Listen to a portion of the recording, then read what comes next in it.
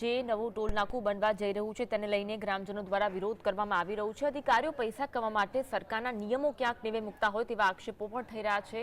નિયમ જે છે એ ઉના જૂનાગઢ રાષ્ટ્રીય ધોરીમાર્ગ પર જળવાતો નથી તેવા પણ આક્ષેપ છે। વધુ એક અપડેટ પર નજર કરીશું। એક અપડેટ મળી રહી છે તેના પર નજર કરીશું। દિલ્હી સીએમના રાજીનામાને લઈ ગુજરાત પ્રદેશ પ્રમુખની પ્રતિક્રિયા સામે આવી છે। દિલ્હી સીએમ દ્વારા જાહેરાત કરવામાં આવી કે તેઓ 2 દિવસ બાદ રાજીનામું આપશે।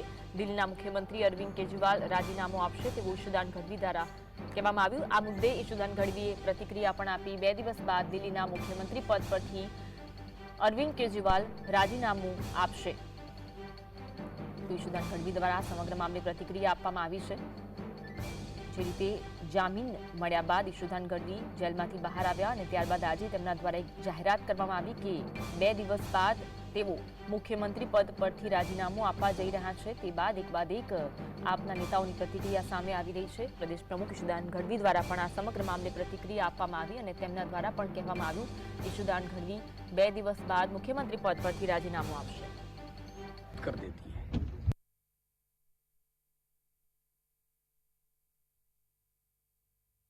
और जिस तरह से अरविंद केजरीवाल जी अपनी इनकम टैक्स की नौकरी छोड़कर आए थे, सब कुछ अपना कैरियर अच्छा बनाया हुआ छोड़कर आए थे, यही साबित करता है अरविंद केजरीवाल जी क्या चीज है। और इसी के चलते आज उन्होंने फिर से कहा